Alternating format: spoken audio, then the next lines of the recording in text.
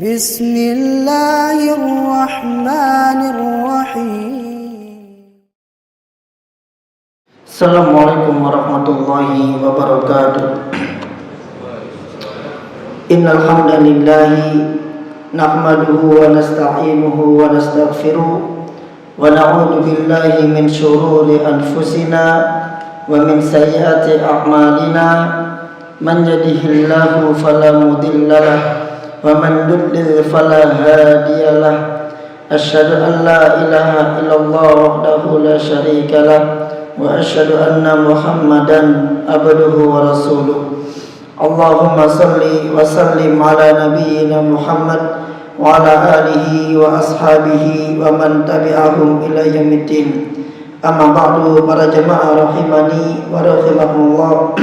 Alhamdulillah, segala puji bagi Allah yang telah memberikan kepada kita limpahan rahmat, taufik serta hidayah dan nikmat-nikmat lainnya, sehingga dengan semua itu kita dapat berkumpul di majelis yang mulia, di masjid yang mulia, di salah satu rumah dari rumah-rumah Allah Subhanahu wa taala untuk mempelajari hadis Nabi alaihi salatu wassalam. Dan tidak ada kebahagiaan di akhirat kecuali bagi orang yang mempelajari hadis Nabi alaihi salatu wassalam, karena Allah Jalla wa'ala berfirman, yauma nad'u kulla unasin biimamihim.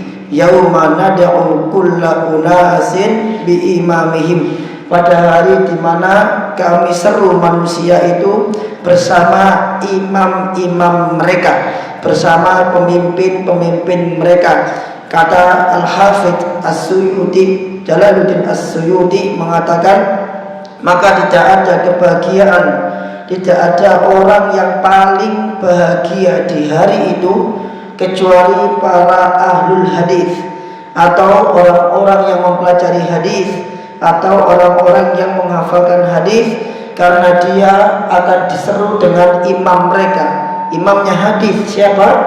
Rasul Sallallahu Alaihi Wasallam. Kita lanjutkan pembahasan kita masih pada bab husnul khuluq, keutamaan akhlak-akhlak yang baik, sebagaimana yang telah kita katakan pada pertemuan-pertemuan sebelumnya, bahwa kitab ini menghimpun tentang akhlak-akhlak, tapi ternyata Al-Imam Bukhari rahimahullah mengkhususkan bab tentang keutamaan akhlak yang baik. Seakan-akan kalau kita mengamalkan semua hadis yang berkaitan tentang akhlak-akhlak tersebut, maka kita akan dapat meraih keutamaan-keutamaan tersebut. Kitab Al-Adabul Mufrad yang ditulis oleh Abu Abdillah Muhammad bin Ismail bin Ibrahim bin Mughirah Al-Bardizbah Al-Bukhari rahimahullah. Kita sudah membahas tentang hadis 274 pada pertemuan yang lalu, yaitu bahwasannya Nabi SAW itu apabila diberi dua pilihan, ma khuyira Rasulullah SAW bainal amrayni illa ikhtara aisarahuma. Nabi itu kalau diberi dua pilihan, maka beliau akan memilih pilihan yang paling mudah. Apa contohnya kemarin? Kalau misalkan dipilih antara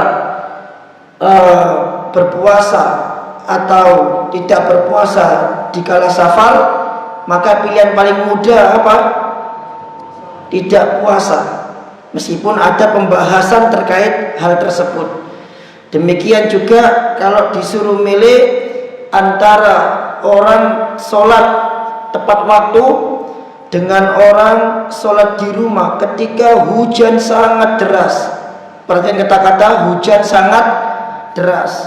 Jadi gak memungkinkan dia ke masjid, tapi dia boleh ke masjid, tapi gak memungkinkan ke masjid. Mana yang paling mudah?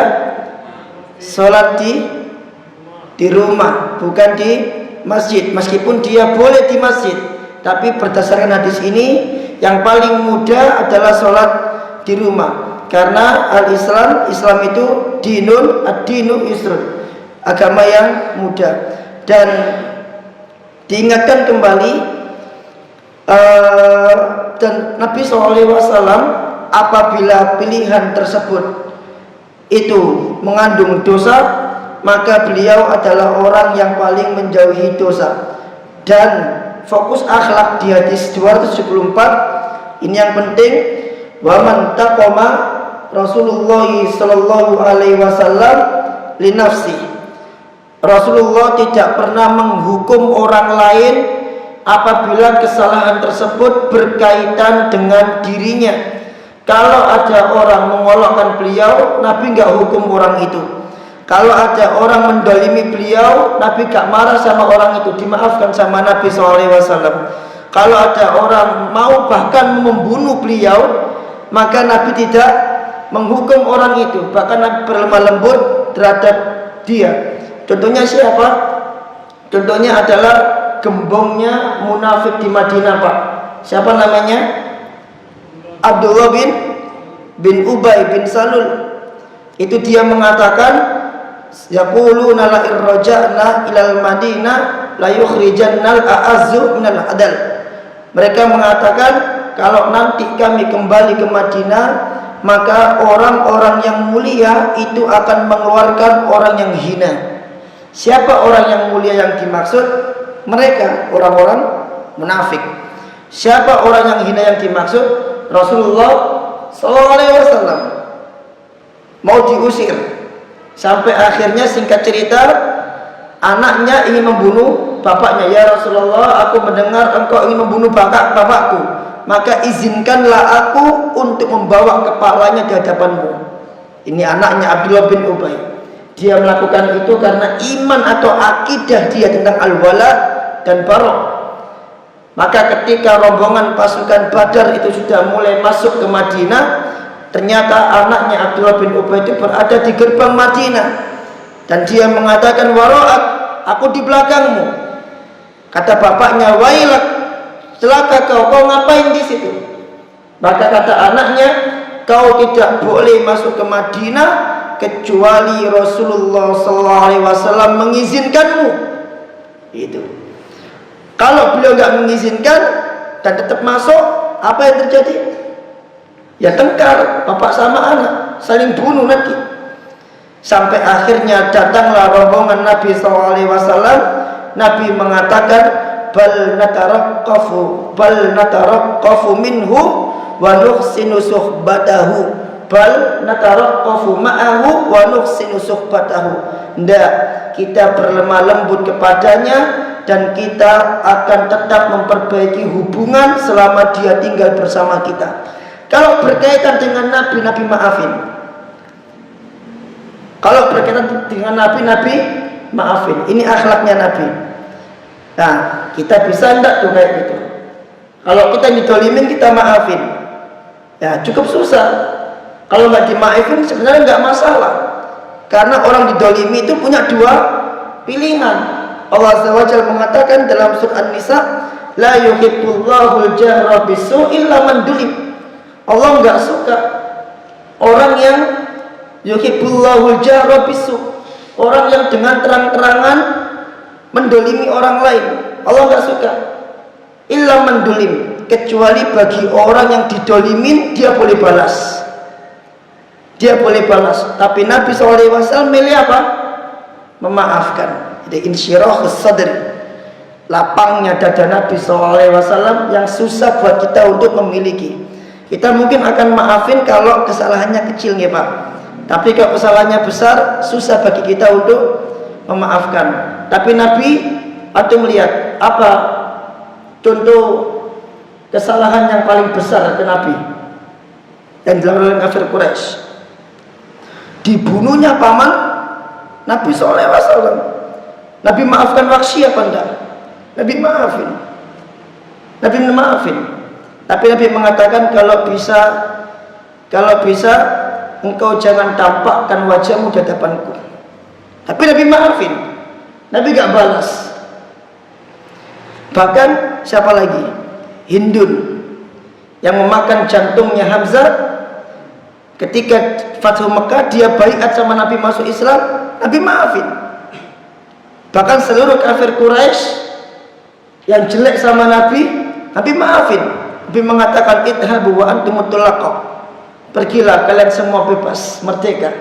Nggak ada yang dihukum sama Nabi SAW.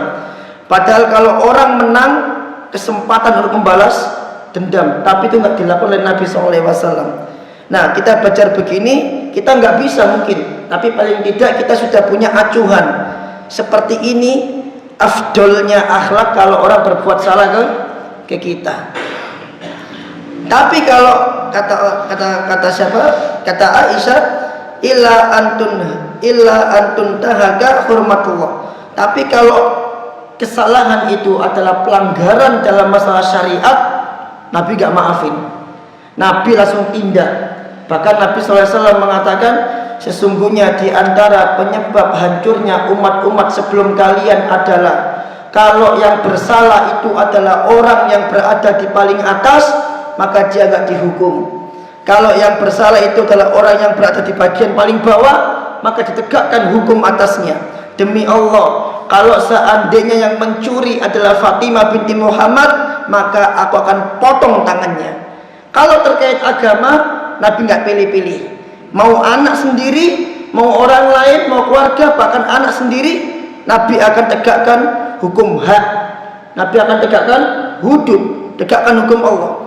Tapi kalau terkait dirinya, Nabi maafkan. Wal ya'fu wal yasfahu. Maka hendaklah engkau al-afu, memaafkan, wal yasfahu, dan melupakan kesalahannya. Tapi terkait syariat, Nabi enggak pilih-pilih. Hancurnya umat-umat sebelum kalian, kalau yang melanggar pejabat hukumannya ringan. Kalau yang melanggar rakyat bawah, maling, digebukin sampai mati. Demi Allah, kalau Fatimah yang mencuri, aku yang akan potong tangannya. Sama, tegak. Mau anak sendiri jangan dibela kalau salah, tegak hukumannya. Nah, itu Masya Allah. Ini diantara sifat-sifat Nabi SAW. Kita masuk ke 275. Kita baca. Tafadhol Ustaz. Suaranya habis, tinggal sisa-sisa ini jamaah. Bismillah. Assalamualaikum. Allahumma ighfir lana wa li shaykhina wa li jami'il muslimin wal muslimat. Allahumma inna nas'aluka 'ilman nafi'an wa rizqan thayyiban wa 'amalan mutaqabbalan.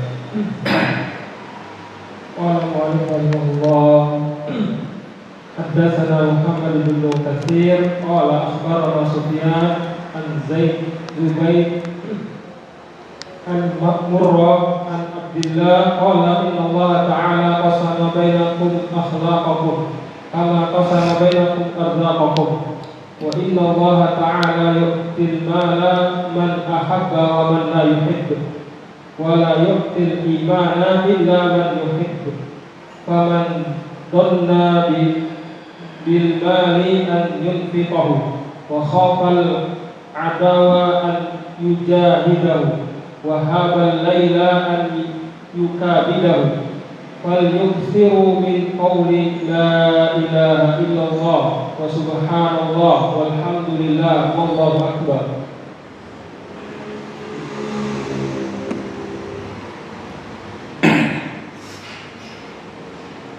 Sebentar ikhwan.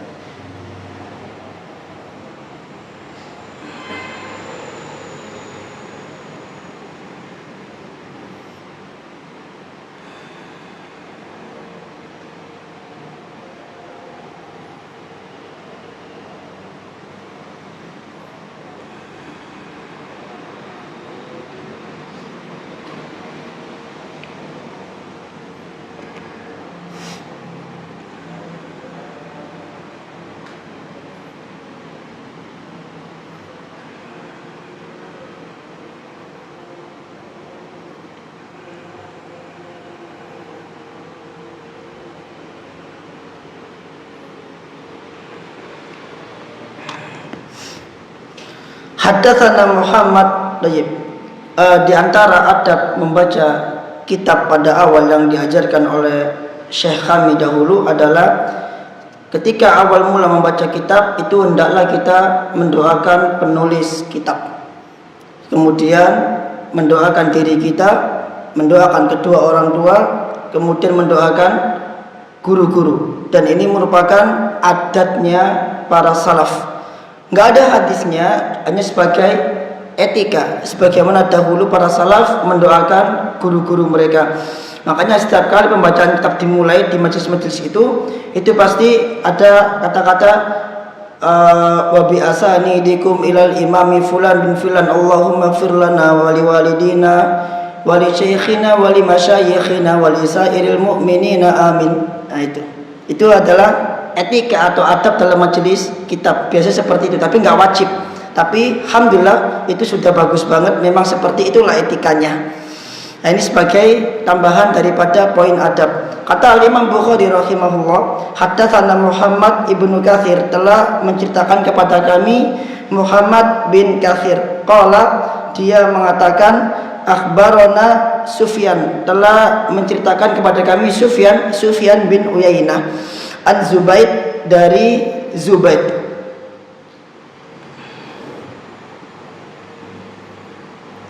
Ana nyari ini apa, al-baqiyatus sholihat, nanti ada hubungannya sama hadis ini.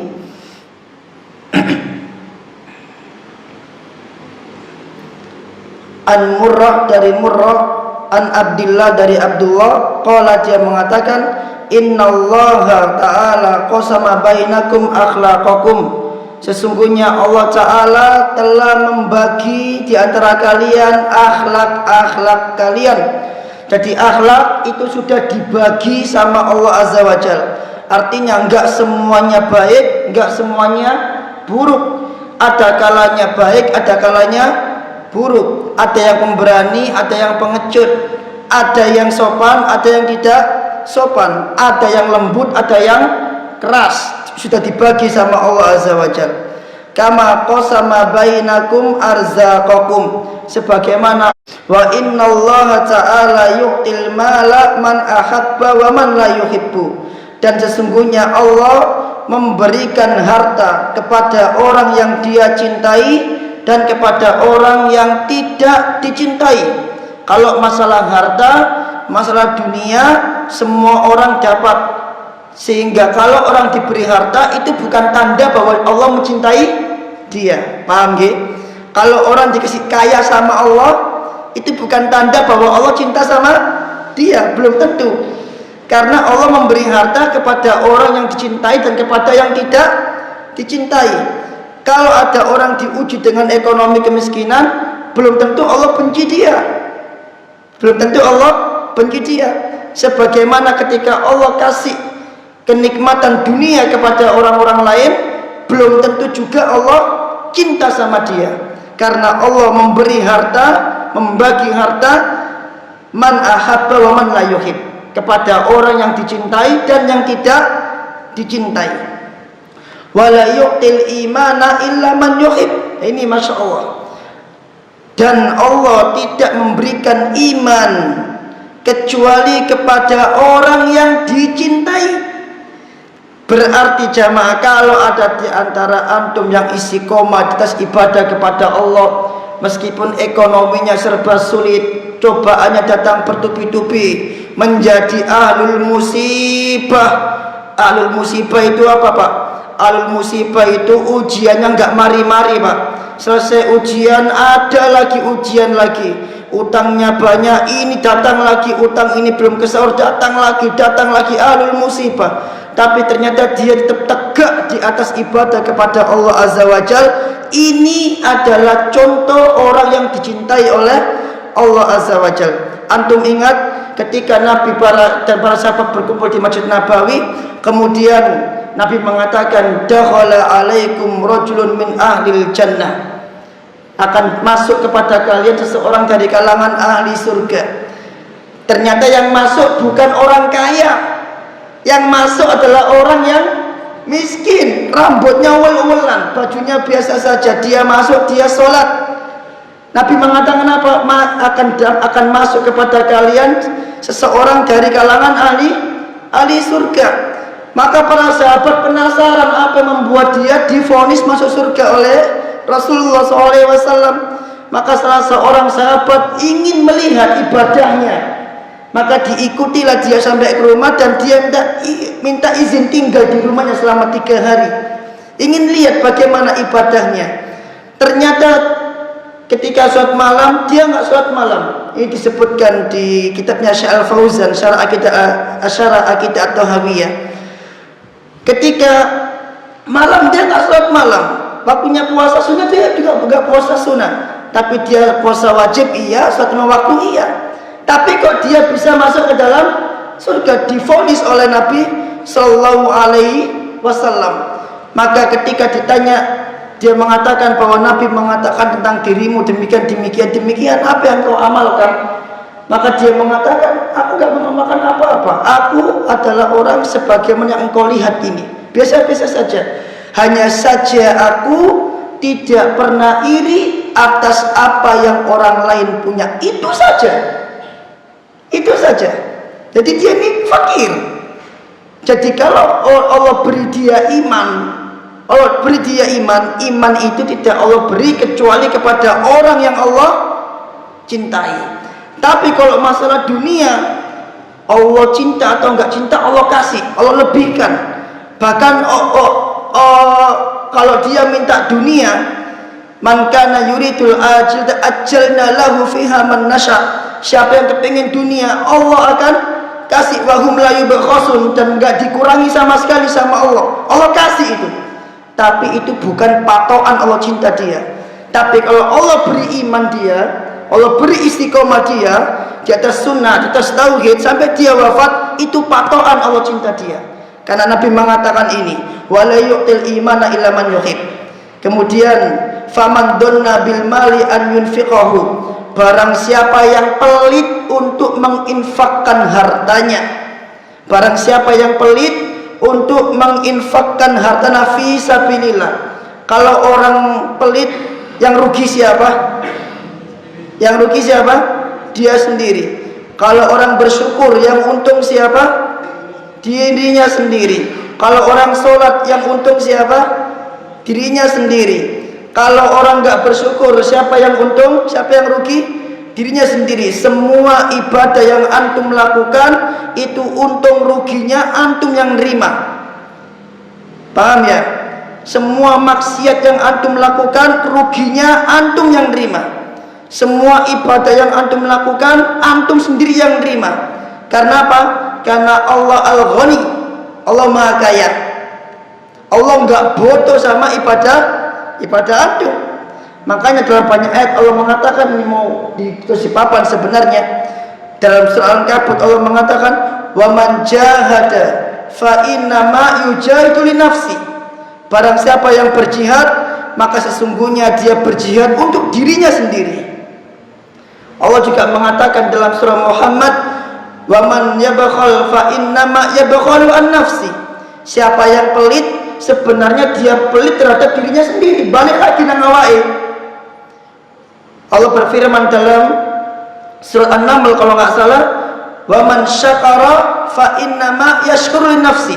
Siapa yang bersyukur, siapa yang berterima kasih kepada Allah, sebenarnya dia berterima kasih kepada dirinya sendiri. Artinya Allah nggak rugi kalau antum nggak bersyukur, Allah nggak rugi kalau antum pelit, Allah nggak rugi kalau nggak ada di antara antum yang nggak berjihad, dan Allah nggak rugi kalau semua orang kafir kepada Allah Azza wa Jalla. Bahkan Allah mengatakan, may yartadda minkum an dini. Siapa di antara kalian yang murtad dari agamanya, rugi enggak? Enggak, Allah enggak rugi. Allah katakan, fasawfa ya'tillahu biqaumin yuhibbunallaha wa yuhibbunah. Maka Allah akan datangkan suatu kaum yang akan menggantikan kalian, yang mereka mencintai Allah dan Allah mencintai mereka. Simple. Allah enggak rugi. Faman dhanna bil mali an yunfiqahu. Siapa yang pelit untuk menginfakkan hartanya, wa khafal aduwa an yujahidahu, dan takut untuk berjihad melawan musuh, wa habal laila an yukabidahu, dan tidak bisa melakukan sholat malam, wa falyukthir min qawli la ilaha illallah wa subhanallah walhamdulillah wallahu akbar. maka hendaklah dia memperbanyak ucapan dzikir la ilaha illallah subhanallah walhamdulillah wallahu akbar. Nah, kalimat la ilaha illallah subhanallah walhamdulillah wallahu akbar ini yang dinamakan oleh Rasul SAW al-baqiyatus sholihat. Al-baqiyatus sholihat. Dan ucapan-ucapan dzikir ini adalah merupakan bagian daripada tanaman-tanaman surga. Kenapa kok orang pelit, kemudian orang takut jihad, terus orang yang nggak bisa ibadah itu disuruh berbanyak ucapan ini, Pak? Jawabannya karena ucapan ini pahalanya itu seperti orang infak fi sabilillah. Demikian juga pahalanya seperti orang yang berjihad fi sabilillah. Nah, ana belum nyiapin keutamaan itu. Itu dulu pernah kita bahas di jilid 1 di kitab ini, ada pemufrad tentang al-baqiyatus sholihat. Barang siapa yang mengucapkan subhanallah sekian, maka dia seperti orang yang membebaskan 10 budak, 10 anu begitu. Banyak sekali keutamaannya. Siapa yang pelit dalam berinfak, takut terhadap musuh dan tidak bisa beribadah, maka hendaklah dia memperbanyak ucapan la ilaha illallah subhanallah walhamdulillah wallahu akbar. Baik. Apa pelajarannya dari hadis ini? Pelajaran yang pertama bahwasanya segala sesuatu itu Allah sudah takar. Allah udah takar, Allah udah takdirkan dan gak akan pernah ketuker. Makanya kalau antum melakukan sedekah itu gak akan mengurangi jatah rezekinya antum. Udah tetap gak akan mengurangi jatah rezeki. Segala sesuatu sudah Allah takar. Allah berfirman dalam surat Al-Qamar, inna kulla syai'in khalaqnahu biqadar. Sesungguhnya segala sesuatu itu kami sudah ciptakan dia dan kami sudah takar sesuai dengan takarannya. Kemudian faedah yang kedua adalah bahwasanya kehidupan kita, adanya miskin, adanya kaya, itu juga sudah Allah atur.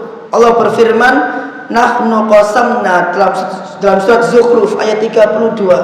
Nahnu qasamna bainahum ma'isyatahum. Kami yang membagi kehidupan mereka. Kami yang membagi kehidupan mereka. Tujuannya apa? Wa rafa'na ba'duhum fawqa ba'din. Dan kami angkat sebagian di antara mereka di atas sebagian yang lain. Tujuannya apa? Liyattakhidha ba'duhum ba'dan sukhriyah. Agar mereka semua saling melengkapi. Ada yang kuat, ada yang lemah. Allah bagi itu. Karena yang lemah bodoh yang kuat bodoh yang lemah. Itu ada ayatnya. Az-Zukhruf ayat 33, 32 dan 33. Kami yang membagi kehidupan mereka, kami tinggikan sebagian yang lain dengan sebagian yang mereka agar mereka semua saling melengkapi. Kalau semua orang kaya, maka kemana dia akan menyalurkan kekayaannya? Nggak ada, karena orang nggak bodoh. Kalau semuanya miskin, siapa yang akan membeli makanan-makanan nanti? Nggak ada yang bisa membeli karena semuanya miskin. Tapi Allah bagi, ada yang kaya, ada yang miskin. Itu pelajaran yang kedua. Pelajaran yang ketiga adalah kalau masalah dunia, antum harus ingat Allah kasih semuanya. Bahkan Fir'aun pun Allah kasih. Qarun Allah kasih. Ya, Fir'aun, Qarun Allah kasih. Nabi Sulaiman Allah kasih. Nabi Dawud Allah kasih. Yang dicintai kayak Nabi Sulaiman Allah kasih. Yang dibenci kayak Fir'aun Allah juga kasih. Kalau masalah dunia, jadi kalau ada orang enak, jangan pernah beranggapan Allah sayang sama dia. Salah. Kalau ada orang gak enak hidupnya, jangan bilang oh awakmu itu gak disenengi karo Gusti Allah. Salah.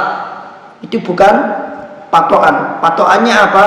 Ketika antum melihat orang itu istiqomah, itu tanda bahwa Allah cinta sama dia. Jadi faedah yang keempat, iman itu hanya Allah berikan kepada orang yang dia cintai. Antum ingat baik-baik. Berarti kewajiban kita minta apa sama Allah? Minta istiqomah, minta iman. Kalau dunia biarkan cukup-cukup saja. Yang Nabi minta itu adalah kecukupan. Taib. Faedah yang terakhir adalah ucapan la ilaha illallah, subhanallah walhamdulillah Allahu akbar, namanya al-baqiyatus sholihat, dan pahala sangat banyak. Nanti antum bisa cari di Google searching. Kemudian bab sakhawatin nafs, bab murahnya hati. Fadl. Ini hadis terakhir. Qala aidan babu sakhawatin nafsi. Haddatsana Yahya bin Bukair qala haddatsana Al-Laits ibni Ajlan an Qaqqa an Abi Salih an Abi Hurairah radhiyallahu anhu an Nabi sallallahu alaihi wasallam qala laisa al-ghina an kasratil 'arabi walakin al-ghina ghinan nafs. Ini Masya Allah. Ini kalau antum hafalkan hadis ini, benar-benar akan menjadi pelipur lara. Kata Imam Bukhari, haddatsana Yahya ibnu Bukair qala haddatsana Al-Laits an ibni Ajlan an Qaqqa an Abi Salih an Abi Hurairah radhiyallahu anhu anin Nabi sallallahu alaihi wasallam qala, Nabi sallallahu alaihi wasallam bersabda, laisal ghina an kasratil 'arad, bukanlah dinamakan al-ghina kekayaan, an kasratil 'arad, dengan banyaknya harta, dengan banyaknya duit yang kau miliki, itu bukan kaya. Itu kekayaan bukan itu, kata Nabi SAW. Walakinnal ghina ghinan nafs, tapi yang dinamakan kekayaan itu adalah kayanya hati. Dinamakan kekayaan itu kayanya hati. Pelajaran besar di sini adalah yang pertama, terkadang akal manusia itu bertentangan dengan syariat yang dibawa oleh Ar-Rasul SAW. Akal mengatakan orang kaya itu orang yang banyak duit, punya mobil. Oh, sultan itu, kenapa sultan? Mobilnya banyak. Tapi syariat standarnya bukan dunia. Standar syariat itu adalah akhirat. Kalau syariat mengatakan orang punya mobil, orang punya rumah, itu bukan kaya. Tapi orang kaya yang sebenarnya adalah orang yang hatinya kaya. Ar-Rasul SAW mengatakan, qad aflaha man aslama, sungguh beruntung orang yang masuk Islam, wa ruziqa kafafan, dan diberi rizki yang cukup, wa qana'ahu Allahu lima atahu, dan Allah jadikan dia qanaah atas apa yang Allah berikan padanya. Ketika dia qanaah, maka dia hatinya menjadi kaya, Pak. Pertanyaannya, kenapa kok orang yang kaya tidak dikatakan kaya di sini? Karena semua orang dikasih. Ada lagi jawabannya? Karena kekayaan tidak kekal, sehingga dia tidak kaya. Jawaban yang bagus dari hadis Nabi SAW dan dari penjelasan para ulama adalah karena orang yang kaya itu kebanyakan adalah orang yang tidak merasa cukup dengan kekayaannya. Jadi kalau manusia diberi satu gunung emas, dia akan minta gunung emas yang lain. Ketika dia terus mencari dan gak merasa cukup, itu sebenarnya dia miskin, karena dia cari-cari. Orang kaya kan berkecukupan, Pak, betul kan? Orang kaya itu berkecukupan apa enggak? Berkecukupan. Jadi kalau ada orang kaya dia merasa nggak cukup, dia bakal cari terus, maka dia sebenarnya apa? Miskin. Kalau ada orang miskin, dia hatinya ini kona'an, rima apa adanya, cukup, dia nggak nyari, berarti dia sebenarnya apa? Kaya, karena dia sudah cukup. Jadi patokan cukup itu adalah patokan kaya itu adalah merasa cukup. Allahumma inni as'alukal afwa, Allahumma inni as'alukal huda wat tuqa wal afaf wal ghina. Ya Allah, aku minta kepadamu ketakwaan, wat tuqa wal afaf, dan kecukupan, wal ghina, dan kekayaan. Kekayaan itu enggak dilarang. Yang dilarang adalah ketika Anda tidak merasa cukup. Paham sampai di sini? Jadi dalam hadis yang lain Nabi SAW mengatakan kepada Abu Dar, ya Abu Dar, acara kasratal mali hiyal ghina huwal ghina. Wahai Abu Dar, apakah kau melihat bahwa orang yang banyak duit itu orang kaya? Qultu na'am, aku mengatakan iya ya Rasul, emang begitu. Kemudian Rasul tanya lagi, qal wa tara qillatal mali huwal faqr, dan kau melihat orang yang enggak punya duit itu fakir? Qultu na'am, iya wahai Rasulullah. Maka Rasulullah mengatakan, innamal ghina ghinal qalb, sesungguhnya kekayaan itu adalah apa yang ada di hati, kayanya hati. Wal faqr faqrul qalb, dan fakir itu adalah fakirnya hati, Pak. Itu definisi kaya. Berarti tujuan orang itu adalah menjadi qanaah. Tapi ingat, bukan berarti orang dilarang untuk kaya. Salah nggih? Bolehkah kaya? Bahkan dianjurkan, karena dakwah ini butuh orang-orang kaya. Kalau nggak ada orang-orang kaya, siapa yang mau memberi mukafa'ah ustadznya? Ya kan? Kalau nggak ada orang kaya, siapa yang mau memberi infak masjid?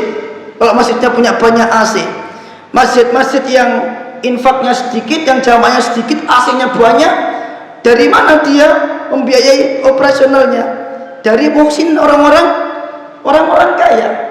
Tapi yang nggak boleh dalam Islam adalah ketika tidak merasa cukup, tidak merasa puas dengan apa yang dimiliki. Contoh, mobilnya masih bagus, masih bisa dipakai, dia pengen punya mobil lain. Apakah dia butuh mobil ini? Dia nggak butuh. Tapi kenapa kok dia kepengen?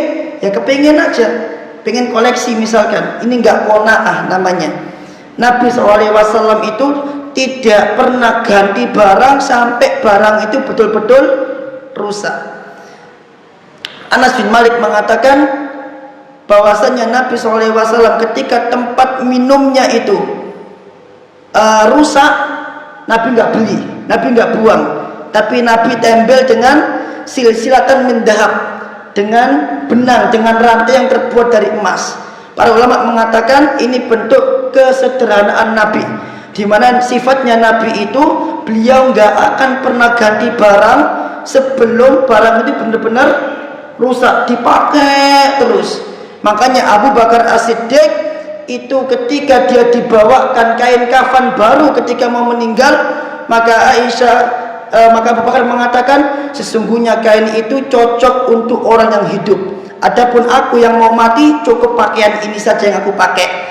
Maka akhirnya Abu Bakar dikafani dengan pakaian yang dia pakai, dan dia menolak kain kafan baru. Sampai segitunya, Pak.